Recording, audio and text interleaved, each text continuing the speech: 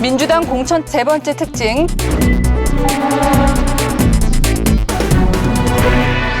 공천 갈등으로 내홍을 겪는 바람에 조국 혁신당이 약진할 토대를 만들어줬다는 겁니다.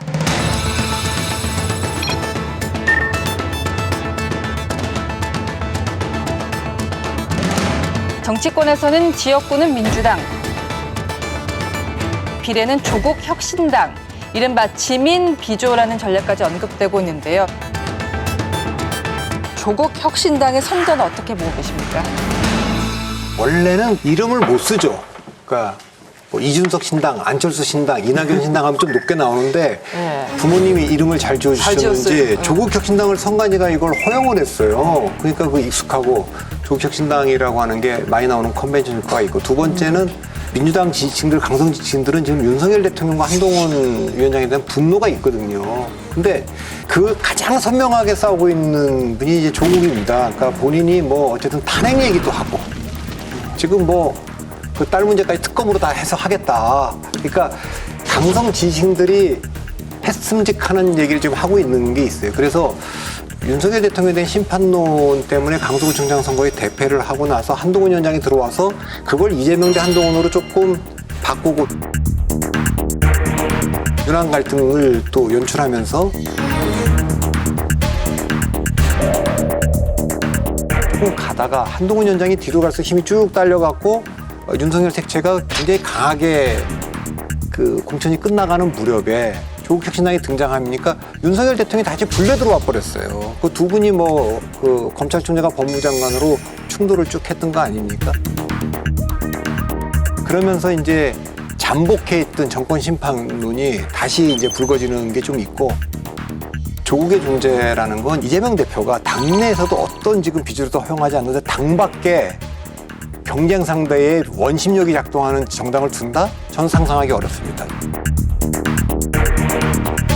결국 그 민주당 중심성을 강화하면서 조국 대표의 지지자들과 이재명 대표의 지지자들 간의 충돌이 나면서 결국 조금 그 한계를 보일 거다. 저는 그렇게 봅니다.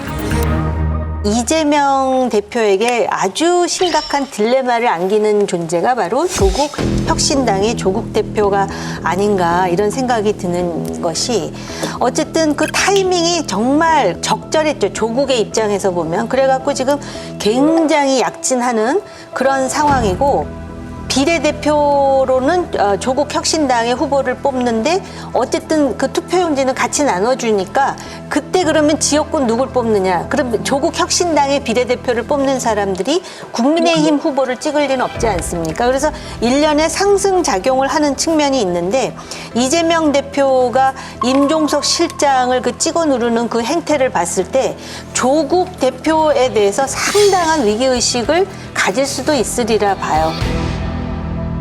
근데 조국 대표는 그것까지 간파해갖고 자기는 총선이 끝나도 절대 합당은 안 한다라는 식으로 미리 이제 그 선을 긋는 그런 상황까지 왔는데, 그래서 지금 가장 의문의 일패를 당한 존재는 오히려 이준석 개혁신당 대표가 아닐까. 제3지대에 대한 기대감이 있잖아요.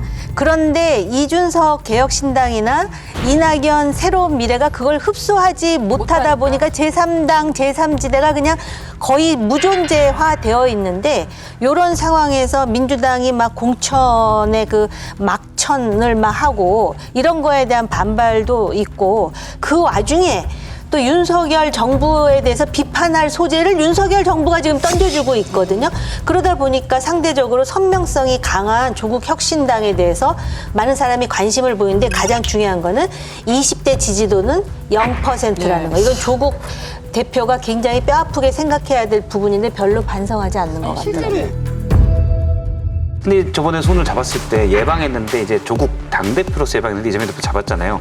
와서 손잡자니까 안 잡을 수 없는 거고, 실제 마음속으로는 상당히 꺼려졌을 거예요. 꺼려졌을 거고, 다만 이재명 대표는 조국 전 장관은 사법 리스크가 빠르잖아요. 2심까지 확정이 됐습니다. 3심 대법만 남았는데, 그러면 지금 조국 전 장관에게 쏠린, 예를 들어서 15%의 만약 지지율이라면 그 지지율을 껴안고 다시 가야 돼요.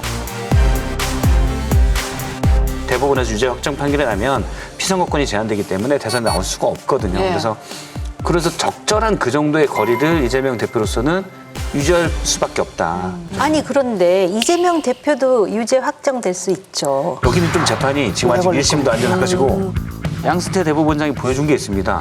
잘 버티면 5년 간다. 네. 최종 그 재판 결과까지 5년 걸렸거든요. 대법원 확정 판결 날 때까지 꾸준히 미루고 증거 내고 막 가면 시간이 오래 걸립니다. 근데 조국 전 장관은 지금 꽤 빨라요.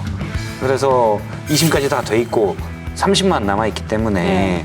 근데 이재명 대표 입장에서는 아직 뭐 1심 간 것도 없잖아요. 물론 유증교사 같은 건 다 조사니까 빨리 갈 수 있다고 해도 어떻게 끌면 뭐 끌 수 있다.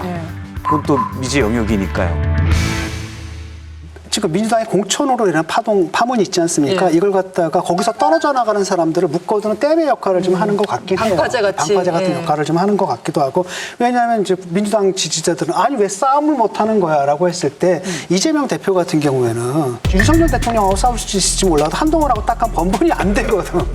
여기에 대한 그 억울함들, 답답함들 이게 막 잠재되어 있는 이 사람들이 화끈하게 질러주는 당이 나오니까 글로 확 가는 측면도 있고 또 다른 한편은 뭐냐면 이거 친명 일색 공천이지 않습니까? 거기서 이제 불만을 가진 사람들이 아주 전혀 다른 이유로 이건 또 아닌 것 같아. 그렇다고 우리가 저쪽으로 갈 수도 없고 라고 하다 보니까 여기 일시적으로 모여있는 이런 측면이 좀 있는 것 같고 또 하나 변수는 저는 것 같아요. 제1당 문제거든요. 1당 문제고 지금 아마도 조국 신당을 지지하는 그 사람들도 결국은 둘이 하나가 될 거다라는 생각을 할 거예요. 그래서 안심하고 찍어줄 수 있는 거다라는 건데 조국 그 대표는 뭐라 그러시면 합당은 없다라고 얘기를 했거든요. 그래서 그게 또 간단치만은 않을 거다. 그래서 아마 민주당에서는 상당히 좀 떨떠름할 겁니다. 이거 당장은 뭐 나쁘지 않은 것 같은데 이게 장기적으로 어떨까라는 뭔가 딜레마 같은 상황에 좀 빠져 있는 것 같아요.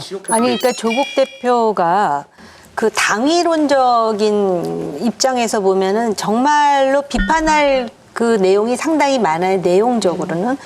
근데 어쨌든 정치에 입문한 지 얼마 안 됐는데 구사하는 전술이라든지 예를 든다면은 그 자기가 정말 그 쳐야 되겠다고 생각하는 사람은 세게 건드리고 아주 제가 볼 때는 그 한국 정치에 굉장히 그 적합도가 높은 최적화된 그러면서 파퓰리즘을 아주 노련하게 구사하는 지금 그런 정치를 하고 있다고 보여지고 특히 지금 그 왜 한동훈 특검을 강조하면서 그 입학 얘기를 하잖아요. 국민 여러분, 검찰 독재 조기 종식과 사법 정의 실현을 위해 조국혁신당은 22대 국회 첫 번째 행동으로 한동훈 특검법을 발의하겠습니다. 한동훈의 딸 알렉스 한 논문 대필, 해외 웹사이트 에세이 표절, 봉사활동 시간 2만 시간으로 부풀려 봉사상 등 수상, 전문 개발자가 제작한 앱을 직접 제작한 것처럼 제출 등을 실행했다는 의혹에 관한 업무방해죄 등 사건, 선택적 수사에 골몰하는 정치 검찰에 대한 국민의 준엄한 심판이 필요합니다. 굳이 저의 딸과 비교하자면 저희 딸은 일기장, 크레딧카드, 체크카드 다 압수수색했고 저희 딸아이가 다녔던 고등학교 다 압수수색했습니다. 그만큼만 하시라는 겁니다. 근데 한동훈 그 비대위원장의 따님 소환조사 압수수색 또 그 따님이 다녔던 학교에 대한 압수수색 저는 없었던 것으로 압니다. 그렇게 했으니 무혐의가 되죠. 저희 생각으로는 조국혁신당에 대한 국민들의 지지도가 높아지니까 이 위축된 한동훈 대표와 국민의힘이 예민하고 불안해진 모양인데요. 제가 표준어로 하면 어감이 살지 않을 것 같아서 제가 부산 사투리로 한마디 하겠습니다. 너희들 쫄았지? 제가 정말 오래간만에 웃었어요. 젊은이에게 기회의 균등? 균등한 기회를 주겠다고 그러니까 아마 그 20대들도 오래간만에 웃었을 거예요.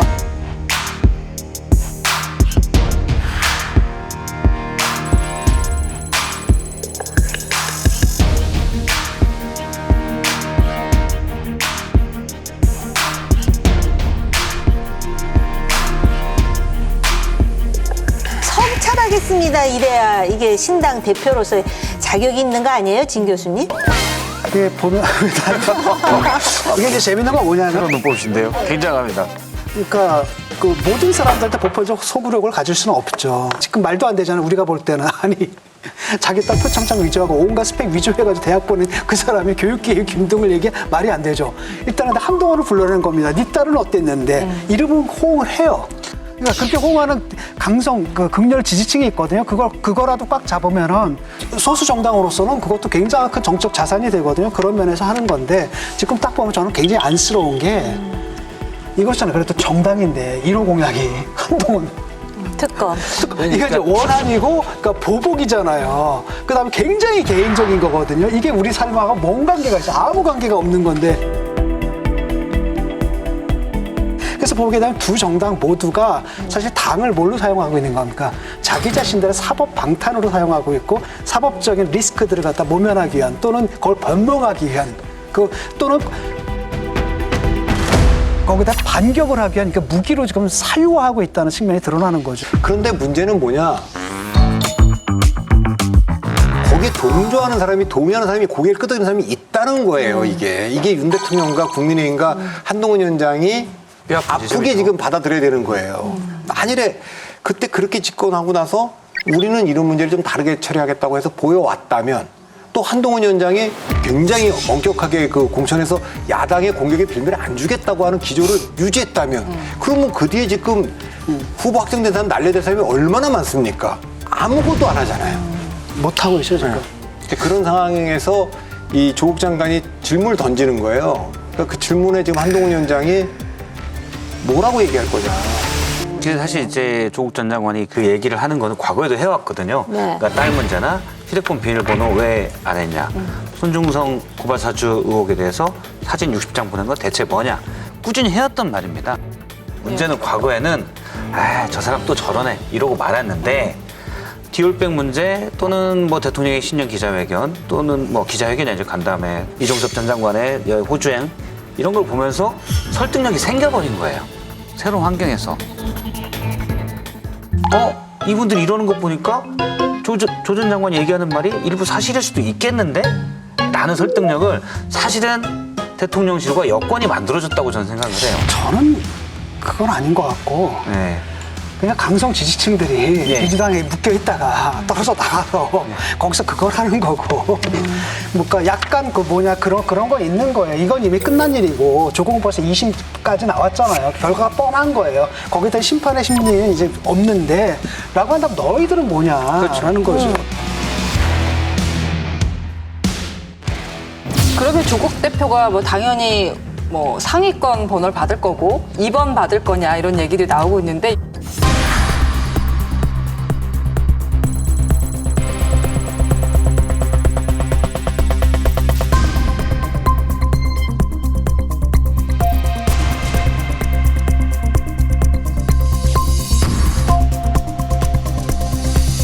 듣자 하니까 벌써 투표로 한다고 그러더라고요. 그럼 당연히 2번이죠. 뭐. 원래 1인 한 표를 하려다가 그러면 조국 전 장관이 90%를 가져가고 나머지 후보들이 10%에서 뭐 5.3%, 5.1% 이렇게 순위 정해야 돼서 1인 4표 체제로 1인 4표. 투표를 합니다. 그래서 여성 2표, 남성 2표. 결국은 자기가 자기를 셀프 공천하는 거죠. 왜냐하면 그게 아니라면은 뭐 그렇다 치더라도 나는 비례대표 맨 마지막 쉽게 말하면 당선이 유족시되는 곧 뒷자리 거기에 나를 배치시켜 달라라고 얘기를 하면 되는 건데 정말 되고 싶은 모양이에요. 유죄 판결이 나오는 경우에는 그 이후에 대처는 어떻게 하실 생각이십니까? 대법원 판결이 언제 어떻게 나올지는 저는 알 수가 없습니다. 그렇지만 그 대법원 판결이 언제 어떻게 나올지 모르나 그 순간까지 저는 지구가 망해도 내일 멸망해도 사과나무를 심는다는 마음으로 일할 것이고요. 그 4월 총선에 임할 것이고 그 뒤도 마찬가지일 것입니다. 여러분 여기를 눌러서 구독을 해주시면 강적들 컨텐츠를 빠르게 만나보실 수가 있습니다. 알람 설정도 잊지 말아주세요.